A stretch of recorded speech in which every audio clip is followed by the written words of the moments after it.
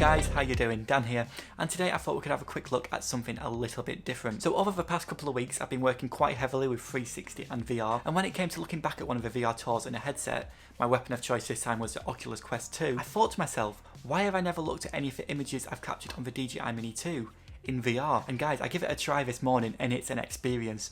The view you get in 360 whilst you're up high is amazing. You can see so much stuff and it gives a whole new perspective to your images.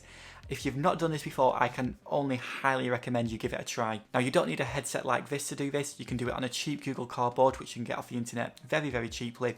But I just recommend doing it and just giving yourself this experience of seeing how your 360 images look from that unique perspective. Going forward, I just thought we'd have a quick look at the Quest 2, then we'll have a quick look at some images in VR and have a quick talk about them. Let's get into it.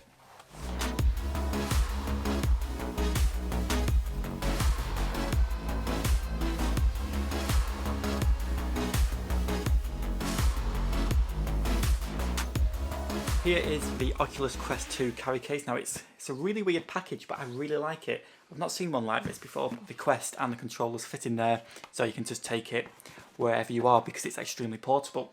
Now that's one of the main things about the Quest 2. So normally I'm a HTC Vive kind of guy. I've been using the Cosmos for a while now and I absolutely love it. It's a great piece of kit. The problem is with the Cosmos and the other headsets around that time is you need a super powerful PC to actually process the virtual reality. Whereas the Oculus Quest 2 does it all internally. There's no wires, there's no tracking sensors or anything. Everything's done from inside here. All you get is one USB-C cable which powers it and also allows you to transfer stuff on and off the Oculus Quest 2. Considering, as I was just saying, normally you'd need that kind of high-powered PC to do all this stuff, you'd kind of expect the price of this Oculus Quest to be quite beefy, but it's actually less than £300 on Amazon, which is absolutely amazing. I only set it up for the first time yesterday and I'm absolutely amazed by it. When I was setting up the Vive or other headsets on the PC, it took ages. You had to wire it all in, you had to configure everything, you had to sync the controllers with the headset. But this, I'd opened it up from the box, I powered it on, the controllers were already synced, so you get two of these little controllers, which are really, really cool. But that was it, I turned it on and I was good to go. It updated, it took about half an hour to do all the updates and sign into everything, but after that it was good to go. On here, if you've played any VR games before, it will run Beat Saber absolutely fine.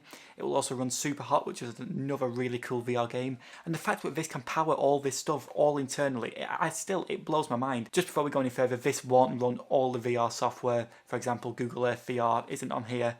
You are fairly limited to what actually runs on the Oculus Quest 2, but you can plumb it into a PC and then use it with Steam to run all the Steam games there. And that'll be using the PC to process that kind of stuff. But the fact you can do some games on here is absolutely amazing. I'd definitely go and check one of them out if you've not seen them before. So that's pretty much it as a quick overview of the Oculus Quest 2. Before we put the Oculus Quest 2 on, I just wanted to remind you guys that my DJI Mini 2 accessory giveaway on Instagram, if you haven't already entered that, make sure to head over to my Instagram for more details. Let's go to VR. So I'm just going to use this DOVR app. If you're doing this on a Google Cardboard or a different headset, there'll be plenty of apps on your app stores. This is where I wanted to start. So this is, whoa, look at that, right above the middle there. So you do get vertigo, as I mentioned earlier on, but if you can get past this and that bit of motion sickness, you'll have a great experience in here.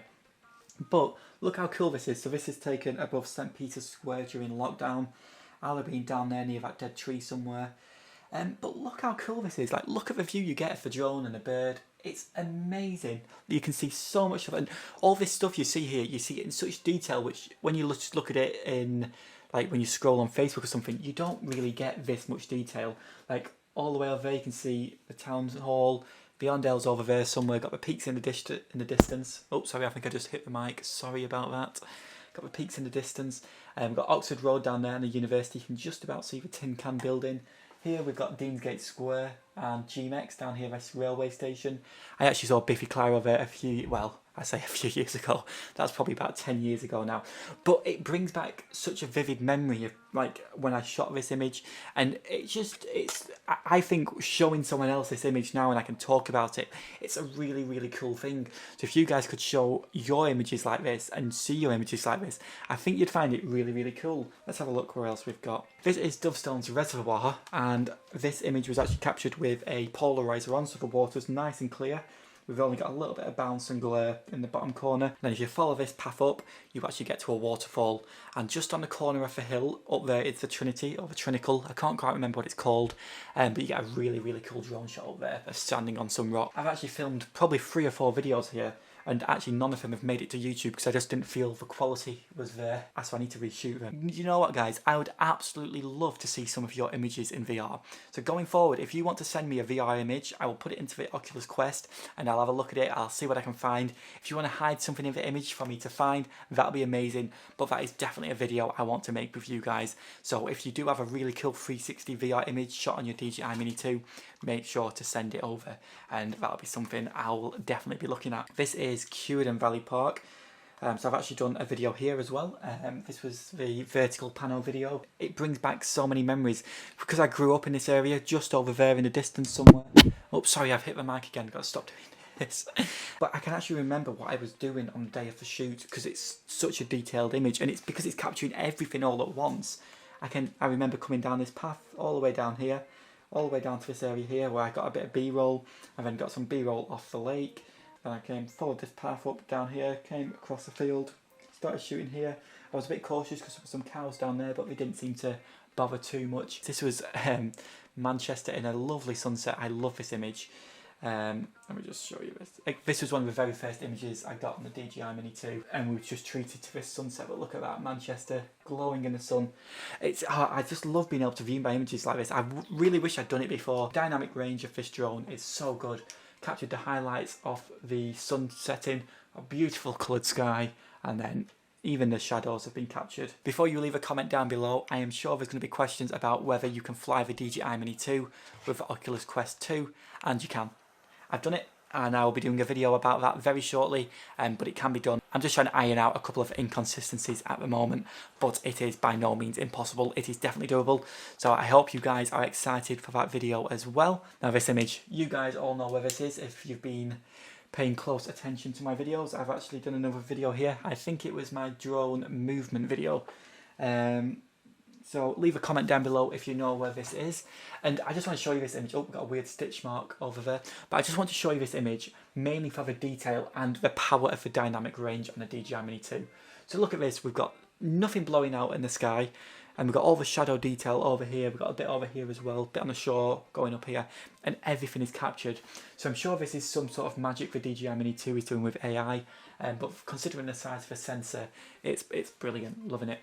It's just really fun to spot things as well, so you can just have a look around. Like on the Manchester one, you can kind of see all those different spaces. You can have a look over there. So we've got the pier, the promenade, we've got the water, got even a jet ski over there. And what's really cool about this image, if I scroll all the way around here, far off in the distance, you can hardly see it, but there's Blackpool Tower and the big one. But that's pretty much it for this image. I just hope you kind of get this kind of real sense of excitement and, you know, all this stuff you can now see with the images which you have captured. And I just want to show you this last image. Now, it's by no means the best image in the world. It's a little bit, you see, a bit blurry. That's, I think, with a shutter speed. It's blown out over there during sunset. Over here is looking quite nice. We've got Manchester absolutely covered in rain, which is about normal. But this is actually one of my very, very first images on the DJI Mini 2. This was shot at Ivy Green. There's the River Mersey. There's Sale Water Park. This image means a lot to me. I was down here in this field, and this is pretty much where my YouTube channel began to grow. So I'm sure a lot of you guys have seen my how to get better photography on your Mini 2, 5 tips. Oh, we get nice snowy peaks over there. And that was actually filmed in this field right here. Not on the same day, it was a different day. That was in the morning, very early on.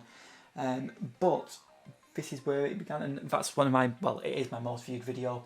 So I think a lot of my subscribers come from there. And again, thank you all for subscribing and watching. So guys, I really, really hope you enjoyed that little segment. It's really, really exciting to see your images from this new perspective. People take these 360 images as a 360 image, but not to look at in 360. It's very rare people actually look at their images in 360. Normally it's just on Facebook and people have a look around. But actually looking at it how it's intended to be looked at is, I think, really, really cool. I'm going to do it a lot more often. I could just spend hours just looking at the images and being in awe, being able to spot all these new things, being able to spot some landmarks, all that really good stuff. A couple of things I'm not too keen on. The resolution of the Quest isn't obviously as good as other headsets.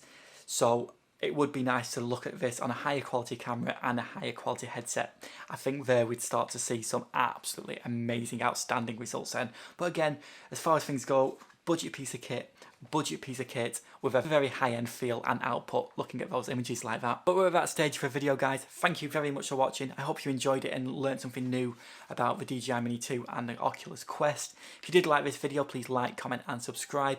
That'd be absolutely amazing, thank you. And I'll see you guys in the next video. Cheers.